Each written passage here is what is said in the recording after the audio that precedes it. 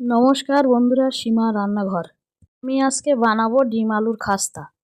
ময়দা নিলাম, খাবার সোডা দিলাম, ঘি দিলাম, লবণ দিলাম, জল দিলাম, ময়দাটা মেখে নিলাম, লেচি কেটে নিলাম, সিদ্ধ করে রাখা ডিমটা কুড়ে নিলাম, সিদ্ধ করে রাখা আলুটা কুড়ে নিলাম, হিং দিলাম, আদা বাটা দিলাম, হলুদ দিলাম, লঙ্কার গুঁড়ো দিলাম, জিরের গুঁড়ো দিলাম, লবণ দিলাম, মেখে নিলাম, লেচিটা বাটির মতো করে নিলাম, ডিম আলুর পুরটা লেচির মধ্যে ভরে দিলাম, লেচিটা মুড়ে নিলাম, সব লেচিগুলোর মধ্যে একইভাবে পুর ভরে নিলাম, বেলান চাকিয়ে আর লেচির গায়ে তেল মাখিয়ে নিলাম, আলতো করে বেলে নিলাম, সবগুলো একইভাবে বেলে নিলাম, কড়া বসালাম, রিফাইন তেল দিলাম, তেলে খাস্তাটা ছেড়ে দিলাম, দু পিঠ লাল লাল করে ভেজে নিলাম,